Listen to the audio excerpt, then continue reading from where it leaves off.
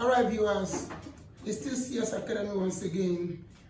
This time we want to throw more light or have it in details, the same tips that we dropped in our other video concerning students who want to pass Jamb 2022.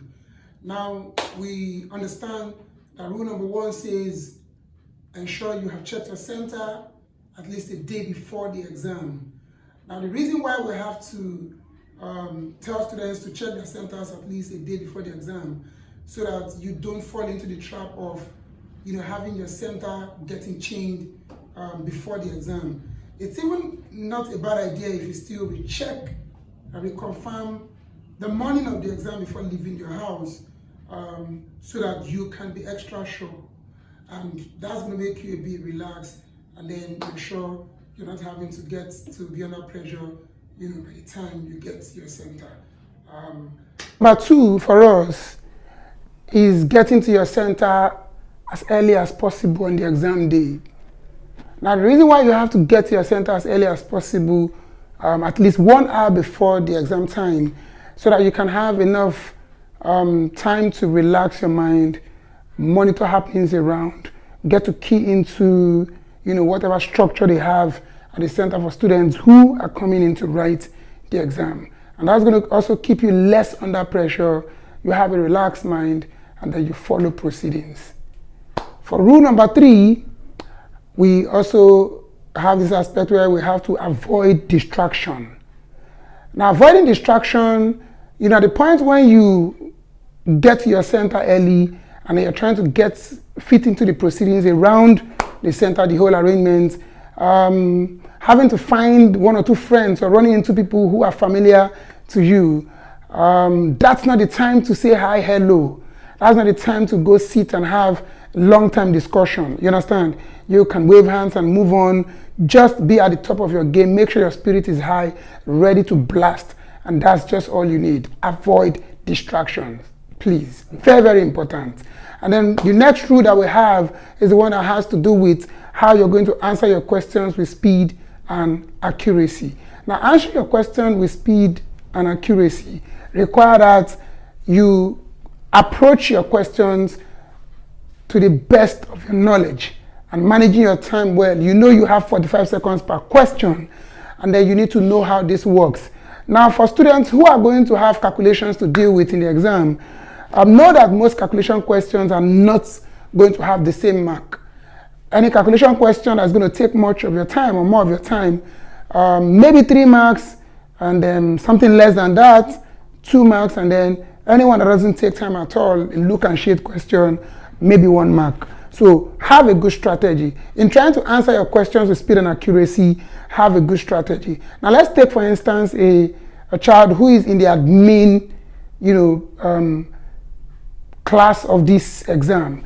Probably having a combination with math, English, economics, and government. It's advisable you start with government and then move to English. Save all the time that you can save. Move to your economics. In economics, you don't need to run to the calculation. You can skip the calculation questions or shade at random.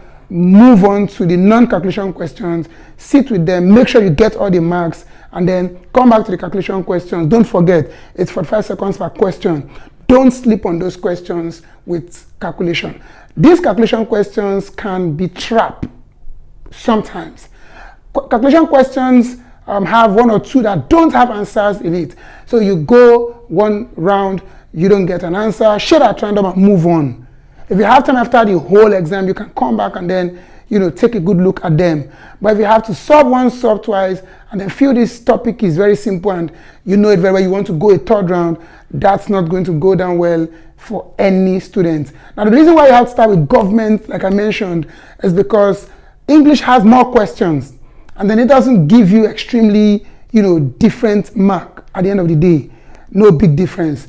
But government has less questions and then still puts you on the same page with English. So what you need to do is hit your government, get your marks, move to English, economics next, and then mathematics. So when you're getting to mathematics, you have saved enough time. You will be less under pressure. That's the tactics. You just need to have a strategy. It's about the strategy and not all you know, because you can know all and still go to the exam hall and mess up. So it's about moving with speed and accuracy. Don't forget. And this is the tactics. For the science students who probably have, we have the engineering, we have the medical sciences. For engineering, maybe that's even going to, help the other, field of study in the sciences. Understand what I'm trying to say? You have English, physics, chemistry, and maths. An average science student, engineering science student, should be a specialist, with mathematics. If you're not a specialist at mathematics, then something is wrong with the foundation. You understand? So it's advisable to start with your English first. Whether you a specialist or not, save enough time from English, get your mathematics, happens likely going to be your simplest subject in the other three. Make sure you save enough time with mathematics because you can move with speed and accuracy in math. You get to physics or chemistry, please. Chemistry is the demon of science. Just be careful. If you think chemistry is your best subject, then go for it first before physics. But it's advisable you go for physics so that you can relax your mind with chemistry. Chemistry can be technical. Most times when you read those statements, the interpretation or the examiner's mind might be different from what you understand. That's the problem with chemistry. So if I were to be an engineering student going for this exam, for me it's English, math, physics, and then my chemistry, when I will be less under pressure, I relax to take things easy and then get my marks very well. Okay, we need to mention the art students. For art students, let's take for instance somebody who is going to study pure art. You have maybe the English, the government, the literature, and then CRS, for example. Now, one thing that you must start with is your English. Looks like English is their, best bet. They know, the majority of them know English very well. So go to your English, save your time very well, hit your government, and then literature is always the demon of art.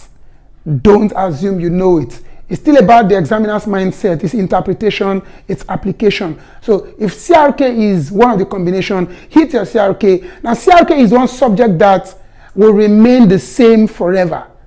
It's just the Revised Standard Bible and then your syllabus. If you have prepared well, you can get 90% in your CRS. Very, very possible. And then once you have gathered enough mark from your CRS, your literature, no matter how complicated the questions come, you are relaxed because you have gathered enough mark or score into your what? Bags. I think that's just the way it will work. Strategy-wise, this will work for an average student. And don't forget, it's still CS Academy, and this is the tip for passing Jamb 2022. Thank you very much.